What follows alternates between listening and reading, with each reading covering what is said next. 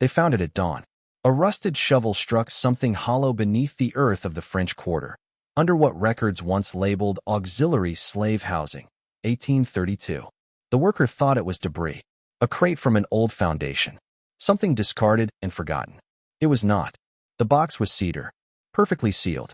No rot, no termites, no water damage, despite nearly a century buried in Louisiana soil that devours wood like a living thing.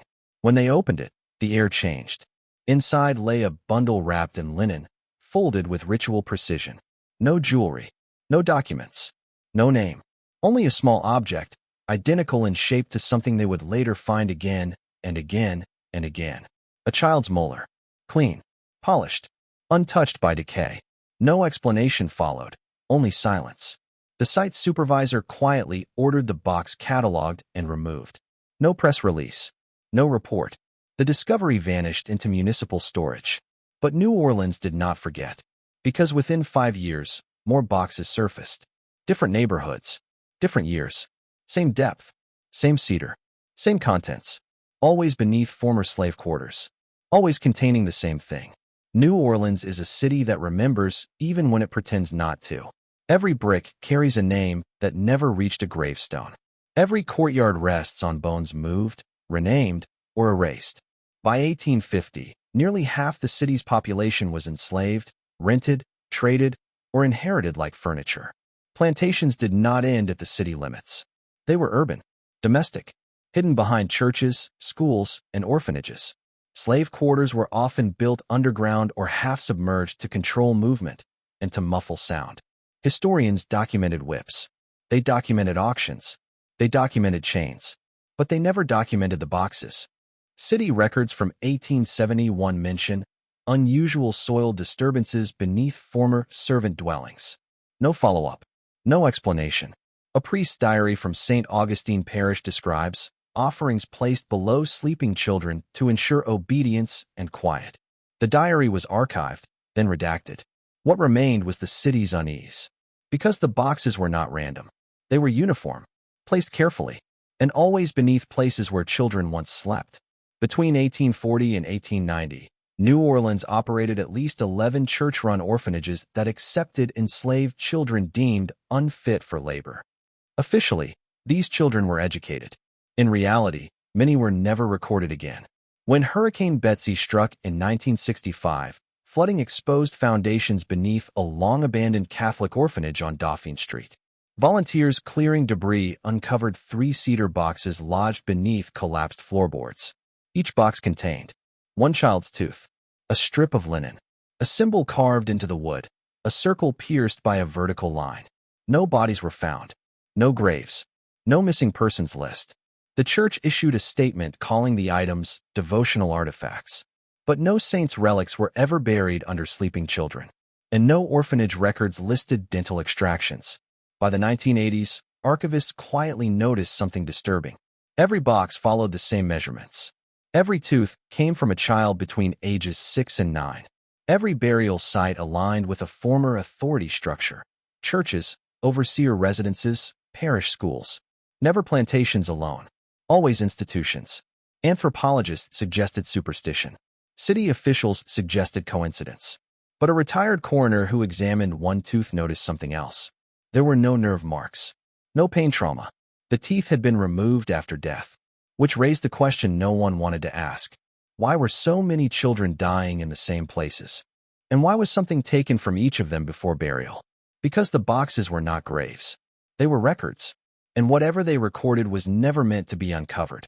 The symbol carved into the cedar boxes was never explained publicly.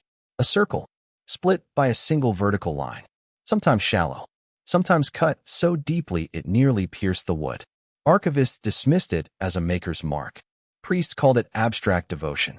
But in the margins of a suppressed 1844 catechism used only in Louisiana seminaries, a matching symbol appeared beside a single word written in Latin. Silentium. Silence. Not peace. Not rest. Silence. The book was not meant for children. It was a training text for clergy assigned to enslaved populations, guidelines on discipline, obedience, and containment of unrest. One passage, heavily crossed out, referenced the removal of the voice at the root. No one could explain what that meant, until a linguist studying Creole burial practices noticed something chilling. In several African-derived belief systems forcibly suppressed in Louisiana, teeth were believed to anchor speech to the spirit. Remove the tooth, and the dead could not speak or accuse. The boxes were not memorials. They were restraints. In 1919, after a dockworkers' strike turned violent, the city ordered rapid expansion of worker housing near what had once been the Lafitte slave barracks. Construction was rushed. Corners were cut, and on the third night, the ground collapsed. A sinkhole opened beneath a row of unfinished homes, revealing dozens of cedar boxes stacked like bricks in a wall. Workers reported a smell, not decay, but something dry and metallic, like old paper and iron. City police sealed the site within hours. No photographs were released, but a junior engineer named Thomas R. Beecham kept notes. His journal described boxes laid in deliberate layers, each aligned beneath where beds would have been placed. He wrote one final sentence before the journal ended abruptly. They weren't buried to hide something. They were buried to keep something down. Beecham died 2 months later of an unexplained fever. His belongings were confiscated. His name never appeared in city archives again. In the late 1800s, New Orleans doctors recorded a strange phenomenon among enslaved and orphaned children housed near churches. Perfectly healthy children who suddenly stopped speaking. No fever, no injury, no trauma noted. They would sit upright for hours, eyes open, mouths closed. Some would grind their teeth until they cracked. Others pressed their tongues flat against the floor of their mouths, as if holding something back. Doctors labeled it melancholia muta. Priests labeled it obedience. But one nurse at Charity Hospital wrote a letter that was never mailed. It was found decades later behind a drawer. She wrote, "They whisper with their eyes, and they look down at the ground as if something beneath them is listening." Many of these children died within months. Their burial records listed no cause of death. And beneath the floors where they once slept, more boxes appeared. Beneath St. Louis Cathedral lies an archive never listed on public tours.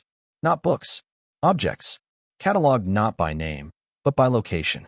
Dormitory A, basement quarters, orphan wing east.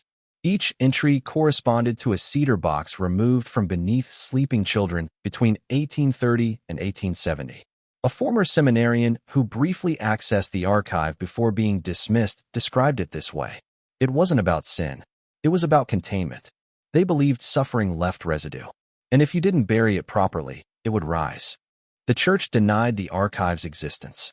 But when renovations were proposed in 1998, the plans quietly changed, rerouting foundations away from specific areas marked only with a circle and a line.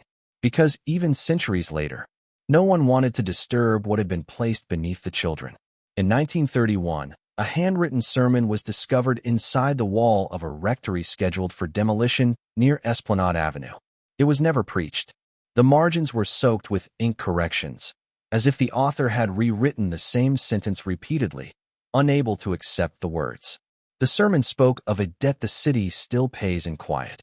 It described children who absorbed the unrest of their elders, and it warned that when authority feared rebellion, it sought not only to punish, but to transfer fear into those least able to resist. One line stood out. The children were made to carry what the adults could not survive. There was no reference to teeth, no mention of boxes, only a final warning, written smaller than the rest. If the foundations are broken, the voices will return. The priest who wrote it resigned weeks before it was found. He left the city. His name was removed from diocesan records. But the sermon remained, and someone had hidden it where walls remember. In 1947, a social worker named Lucille Moreau submitted a report to the city regarding night disturbances at a former orphanage turned boarding house. Tenants complained of tapping beneath the floors. Not rats, not pipes. Rhythmic tapping, 3 slow knocks, then silence. Lucille interviewed a tenant, an elderly woman who had lived in the building as a child. The woman said, "We were told to sleep still, because if we moved too much, it would wake what was under us." Lucille requested permission to inspect the foundation. The request was denied. 2 weeks later, she returned on her own. Her report ends mid-sentence. Lucille Moreau was transferred out of state shortly after. Her files were sealed under infrastructure concerns. But the tapping complaint stopped. By the mid-20th century, forensic anthropology had advanced enough to answer a question no one officially asked. Why teeth? Teeth are the only part of the human body that survive fire, water, and time. They do not decompose. They endure. In ritual practices across multiple cultures, teeth represent memory, the last witness. Removing a tooth was believed to prevent the dead from testifying. But in New Orleans, the practice was altered. The tooth was not destroyed. It was preserved, buried, cataloged. The boxes did not silence the dead. They contained them. And each box marked a location where suffering had been deliberately concentrated, layered beneath children who absorbed it like soil absorbs rain. The children were not victims of random cruelty. They were used as anchors. In 1952, a school renovation in Treme uncovered a cedar box beneath a classroom. But this one was different. Inside was a tooth, cracked down the center. And beneath it, a scrap of paper. A name. The first name ever found. Emile. The school was closed within days. The box disappeared, and the city issued a statement blaming structural instability. But witnesses reported something else. That night, residents nearby heard shouting. Not from the streets. From the ground. Old men wept. Children refused to sleep. Because for the first time in over a century, one of the buried voices had been named. And naming has power.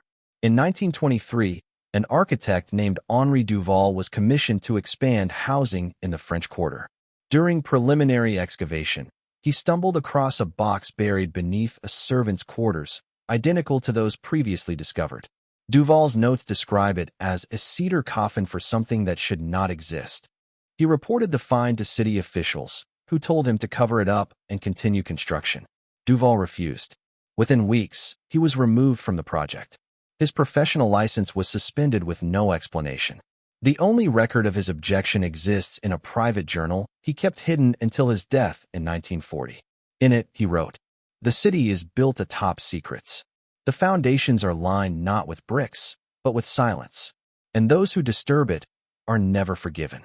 Duval's warnings were ignored. Others would later stumble onto the same truth. By 1935, genealogists mapping African-American cemeteries in New Orleans began noticing a disturbing pattern: graves without markers. Entire family plots appeared, then abruptly stopped. In neighborhoods like Marigny and Treme, old maps show rows of residences that no longer exist, yet the ground beneath them aligns perfectly with discovered boxes. Anthropologists theorize these were substitute graves, boxes placed where children had once lived, perhaps as a substitute for proper burials, or as containers for spiritual control. No documentation explains the deaths or the placement of the boxes. It was as if the city had erased hundreds of children from memory, yet preserved fragments of them in secret. In a long-forgotten seminary on Esplanade Avenue, priests in the late 1800s meticulously recorded boxes beneath orphanages and quarters in coded ledgers. They did not write the word tooth. Instead, they cataloged relics of silence. One surviving ledger notes, "Item number 47, Dormitory B, preserved in cedar. No names. Align with spiritual anchor. Verify circle line inscription. Do not remove from sight." Another entry, almost illegible, warns, "Tampering will awaken residue. Spiritual contamination unavoidable." The seminary's library was later destroyed in the 1915 fire, and most records were assumed lost. But photographs taken by a visiting historian in 1909 preserved faint impressions of these pages, an eerie reminder that someone knew exactly what was being buried and why. A woman named Marguerite, born in 1898, recalled vague, troubling memories of childhood in an orphanage near Rampart Street. She described the rooms as cold, the floors strange, always uneven. She remembered other children whispering, "Don't look down. Don't wake it." As an adult, she would return to the same site, now demolished and converted into apartments. Beneath the foundation, construction workers later found remnants of cedar boxes. Marguerite insisted the children could feel the boxes under their feet. "It wasn't fear," she said. "It was watching, waiting. Something in the ground remembered us, even if the adults did not." Her testimony would later be included in a suppressed oral history interview in the 1960s. Few ever read it. Fewer believed it. By the 1980s, urban archaeologists began carefully excavating sites in the French Quarter, guided by old maps and oral histories. What they found stunned even seasoned professionals. Cedar boxes buried with almost obsessive uniformity. Teeth, small linen bundles, and the same circle line symbol. Locations that corresponded perfectly with the footprints of former slave quarters and orphanages. One archaeologist, Dr. Julian Rousseau, noted, "It's as if the city itself was cataloging suffering, preserving it beneath layers of bricks and mortar." Every excavation felt like stepping into a mausoleum of unspoken truths. The city allowed the digs but refused to publicize the findings. Boxes were removed quietly, cataloged, and stored in municipal archives that were never open to the public. The more they uncovered, the more unsettling the pattern became. Boxes never existed alone. They were always in groups, often in multiples beneath a single floor plan. A curious graduate student in 1997 managed to gain access to municipal storage containing hundreds of boxes. Every box was identical in size and composition. Every tooth appeared to come from children aged 6 to 9. Linen strips were folded in patterns that resembled miniature beds. One box contained a note, folded so small it was nearly invisible. "For every voice we silenced, one memory remains beneath the floor. Count them carefully, for they remember you." The student left the archive shaken. He refused to publish the findings, fearing institutional backlash. The boxes remained, quietly cataloged, still buried in unmarked storage, an invisible archive of centuries-old suffering. Today, New Orleans is celebrated for jazz, Mardi Gras, and resilience. Yet beneath its streets, the past is still present. Construction crews occasionally report anomalies, floors that feel unsteady, pipes that whistle strange rhythms, unexplained depressions in foundations. Locals whisper about the French Quarter's restless ground. Historians now acknowledge that the boxes are not random acts of superstition. They represent a system, carefully maintained by institutions, designed to suppress memory and control bodies across generations.